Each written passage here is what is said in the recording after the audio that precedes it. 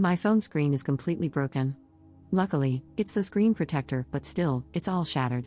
I screamed, "Why did you do that?" And he took my flower and threw it on the road. He said that's what I get for embarrassing him like that. I was tearing up for multiple reasons. He broke my phone, he threw my flower away, and I couldn't understand what I did wrong. He made me delete the video with the flower in front of him, and we walked in silence the rest of the time. At home, I blew up at him. I was crying, screaming, asking him why he did that, literally an hour before my birthday. He said, "How would you feel if a girl just came up to me in front of you to give me a flower?" I said, "If it were the same homeless woman that you see almost every day when you walk in your neighborhood, I wouldn't mind." Note, we have walked by this specific man plenty of times. He called me a liar, then said I was manipulative to try to invalidate his feelings when I was blatantly disrespecting him in front of other men. I don't understand how it's disrespectful. I wasn't even going to keep the damn thing, it was a dead flower. I just thought it was cool because that had never happened to me, especially 2 hours before my birthday. He said a bunch of stuff, basically that I was an attention whore. I was sobbing, it was already my birthday, and I felt like crap. We went to sleep without talking, and the next morning, he was gone.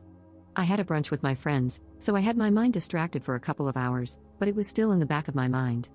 I still don't know who's 100% in the wrong here. Maybe I shouldn't have accepted the flower, but I honestly saw it as an innocent thing. He still won't talk to me, even his siblings wished me a happy birthday, but he hasn't yet. I don't know what to do. I don't want to lose my boyfriend over a flower. Update 4 days later. Hello everyone, thank you so much for all the help. I broke up with him.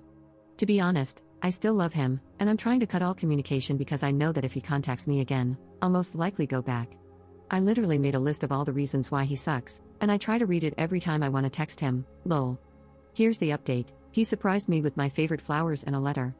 He wished me a happy birthday and apologized for his reaction. He said he was being immature, and it won't happen again. He said we should work on communicating each other's boundaries better. He also apologized for ghosting me for a few days, he said he just needed some time to cool down. Not going to lie, I just wanted my boyfriend back, so I accepted the apology under the condition that he will never do anything like that again.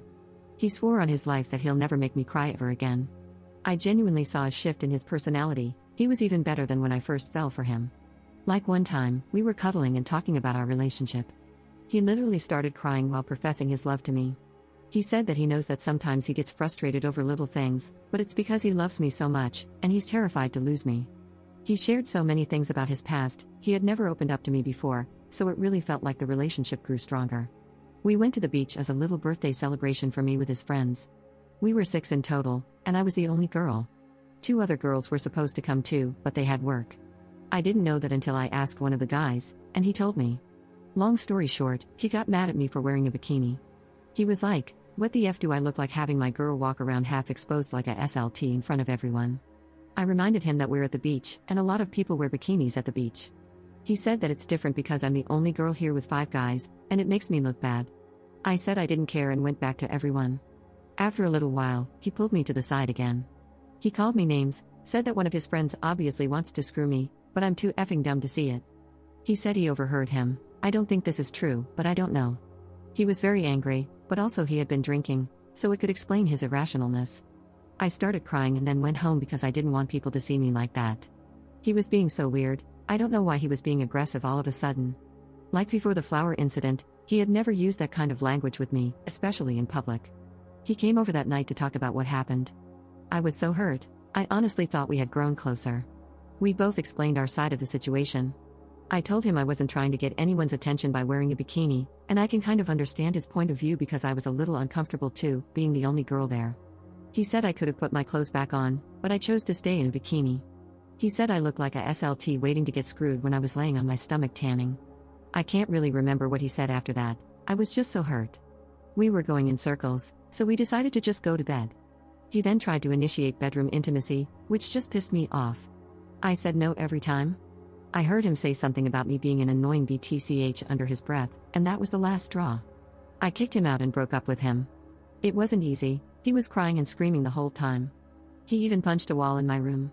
I was terrified, I never thought he could do that. We had never fought like that before.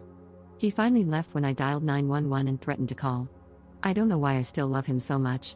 I understand his reactions, knowing his past and what he's been through, and it's a lot, trust me. I know it's not an excuse, but it's still an explanation, right? Anyway, it's over now. Half of my stuff is still at his house, I don't even want to think about it right now. He's blocked, and I am really trying to villainize him in my mind so I can move on, but it's hard when all I can think of are the amazing moments we shared. Like how he was crying in my arms, telling me he loves me more than life, the day he asked me to be his girlfriend, or the day he gave me a promise ring. Maybe I did go wrong somewhere, it's just so crazy to think that all of this could have been avoided if I hadn't accepted the flower. Also, I am very aware that I'm dumb for thinking that he could change so quickly. I just wanted my boyfriend back. Thank you again everyone for the advice. Commenter. You did the right thing, and I am proud of you. He is violent and abusive, and you simply cannot afford to go back. All those special moments? The crying in your arms, the declarations of love? That was him convincing not only you but himself. Why, you might ask? Because he wants your forgiveness, sure, but what he really wants is to confuse you and convince you both that he's not capable of abuse. But that's a lie, and now you see the lie.